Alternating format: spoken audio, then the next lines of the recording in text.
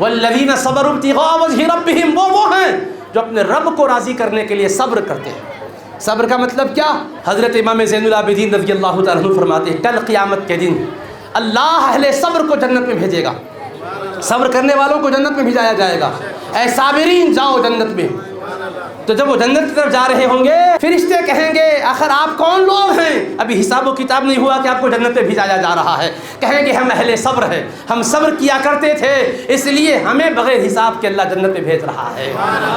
تو پوچھیں گے تمہارا صبر کیا تھا ذرا یہ بھی تو بتاؤ۔ کہیں گے صبرنا علی طاعت اللہ، ہم وہ ہیں جو اللہ کی اطاعت پر اپنے آپ کو جما کے رکھتے تھے، اللہ کے احکام پر اپنے آپ کو قائم رکھتے تھے۔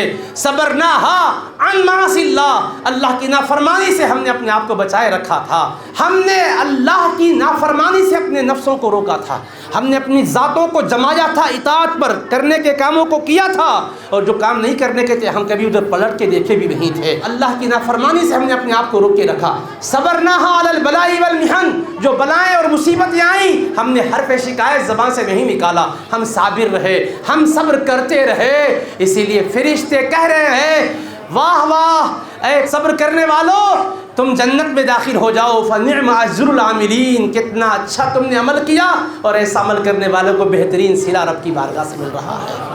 تو حضرت کی زندگی صبر سے عبارت رہی ہے۔ اے حضرت سانگڑے سلطان کے دربار میں آئے ہوئے لوگوں، زندگیوں میں یہ صفات پیدا کرو، اگر چاہتے ہو کہ حضرت تم سے راضی ہو۔ تم پھول پیش کرو گے شاید حضرت راضی ہوتے ہوں گے، تم چادر پیش کر رہے ہو شاید حضرت راضی ہوتے ہوں گے۔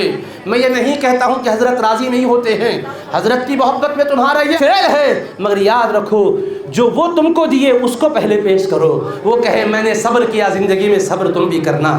میں گناہوں کی طرف کبھی نظر اٹھا کر نہیں دیکھا، تم بھی گناہوں سے نظروں کو پھیر لو۔ میں اطاعتوں پر اپنے کو جمع کے رکھا، تم بھی اطاعتوں پر جم کے رہو۔ زندگی میں کٹھن مراحل آئے مگر میں کبھی جزا فضا نہیں کیا، تمہاری زندگی میں بھی حرف شکایت نہیں آنا چاہیے۔ خدا کے فیصلوں پر راضی رہو۔ اگر اللہ کے فیصلے میں بظاہر تمہارا نقصان نظر آ رہا ہے تو سمجھ لو دنیا کا نقصان ہے مگر آخرت میں بھلا ہی بھلا ہے۔ آج اگر مال جا رہا ہے تو کوئی بات نہیں ہے مگر اللہ راضی ہے، اس کی رضا سے بڑھ کر کوئی نعمت و دولت نہیں۔ ابتغاء وجہ ربہم، اپنے رب کے جلوے کو دیکھنے کی خواہش اور اس کی رضا کی طلب میں ہر طرح کی قربانی دے کر صبر کرتے ہیں۔ وَأَقَامُوا الصَّلَاةَ، نماز قائم کرتے ہیں۔ وَأَنفَقُوا مِمَّا رَزَقْنَاهُمْ، جو ہم نے ان کو دیا اس کو خرچ کرتے ہیں، سرًّا وعلانیہ، چھپ کے بھی خرچ کرتے ہیں، ظاہر ہو کر بھی خرچ کرتے ہیں، باطن و ظاہر میں خرچ کرتے ہیں۔ اور کیا کرتے ہیں؟ وَيَدْرَؤُونَ بِالْحَسَنَةِ السَّيِّئَةَ، اگر کوئی خطا ہو جاتی ہے تو خطا کے بعد اور خطا نہیں کرتے، خطا کو مٹانے کے لیے توبہ کرتے ہیں۔ بھول ہو گئی ہے تو نیکی کرتے ہیں، کسی نے بدی کی ہے تو بدی کا جواب بدی سے نہیں دیتے، احسان کر کے جواب دیتے ہیں۔ اینٹ کا جواب پتھر سے دینا دنیا کو آتا ہے، اینٹ کا جواب پتھر سے نہیں پھول بچھا کے دیتے ہیں۔ کڑواہٹ کا جواب کڑواہٹ سے نہیں دیتے، کڑواہٹ کو کڑواہٹ سے نہیں مٹایا جاتا۔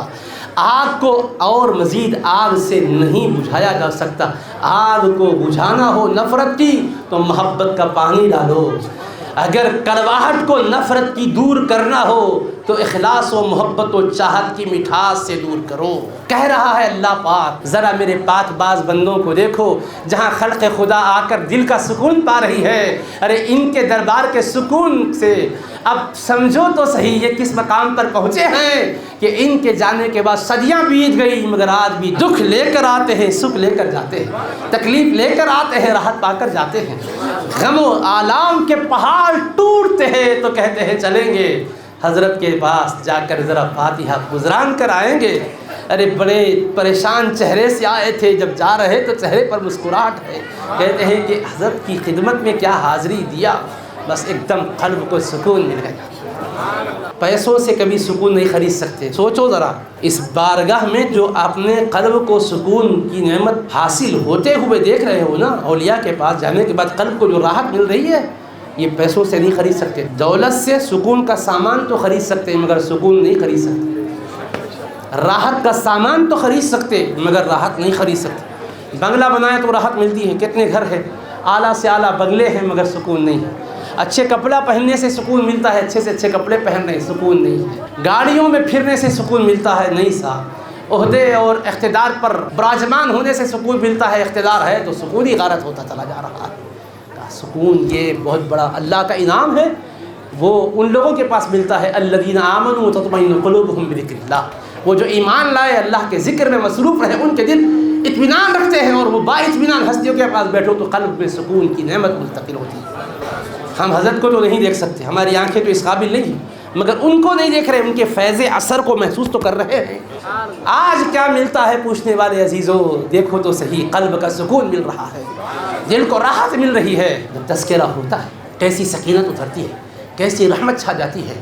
تو ان کی صفتوں کو قرآن میں دیکھو تو صحیح اللہ کیا فرما رہا ہے، والذین صبروا ابتغاء وجہ ربہم وأقاموا الصلاة وأنفقوا مما رزقناہم سرا وعلانیہ ویدرؤون بالحسنۃ السیئۃ اولئک لہم عقبی الدار، ان کا بہترین انجام، اچھا گھر ان لوگوں کے لیے ہے، جنات عدن یدخلونہا، ہمیشہ رہنے کے باغات ہے، وہ اس میں جائیں گے اور ہمیشہ اس میں رہیں گے۔ یہی نہیں جائیں گے، ومن صلح من آبائہم وازواجہم وذریاتہم، اور جو نیک وکار ان کے باپ دادا تھے وہ بھی جائیں گے، ان کی بیویاں بھی جائیں گی، ان کی آل اولاد بھی جائیں گی، ایمان کی شرط کے ساتھ۔ جو ان سے محبت رکھنے والے، ان کے پہلے والے جو گزر گئے، ان کی اولاد، ان کی بیویاں، وہ بھی ان کی آنکھوں کو ٹھنڈک پہنچانے کے لیے ان کے ساتھ بھیجی جائے گی۔ ومن صلح من آبائہم وازواجہم وذریاتہم والملائکۃ یدخلون علیہم من کل باب، یہ شہزادگان، ان کی جو اولاد ہے تو ان کے پاس پہنچائی جائے گی، اور فرشتے آئیں گے ان کے پاس ہر دروازے سے۔ جب انہیں جنت میں داخل کیا جائے گا تو کیا پروٹوکول ہوگا؟ فرشتے ہر دروازے سے ان کے پاس آئیں گے، اور یہاں آپ جا کے السلام علیکہ یا ولی اللہ کرتے ہو، السلام علیکہ یا سیدی سانگل سلطان عرض کرتے ہو، وہاں کیا ہوگا؟ فرشتے آئیں گے اور آ کر کہیں گے سلام علیکم بما صبرتم فنعم عقبی الدار، سلام ہو اے پاک بازو، تم نے بڑی صبر کی زندگی گزاری ہے، بہترین گھر ہے اس کے صلے میں اللہ نے جو جنت میں عطا کیا۔ سلام علیکم، سلام پیش کریں گے کیا کہہ کر؟ یہ صلہ آپ کو جو ملا ہے آپ کے صبر کی وجہ سے ملا ہے، خواہشوں کو آپ نے پامال کیا، اللہ کی رحمت پر نظر کی، طاعت خداوندی میں اپنے آپ کو سرگرم عمل رکھا، معاصی اور گناہوں سے اپنے آپ کو باز رکھا، اور مصیبتیں اور تکلیفیں پہنچی تو آپ نے اس پر شکایت کا کلمہ زبان سے نہ نکالا، ہمیشہ رب کی رضا کو تکتے رہے، رب کے خوشنودی کے سلسلے ہی میں طلبتے رہے۔ ایسی پاکیزہ زندگی گزارنے والوں، تمہارے صبر کا صلہ یہ کہ ہم تمہیں سلام پیش کرنے کو آ رہے ہیں۔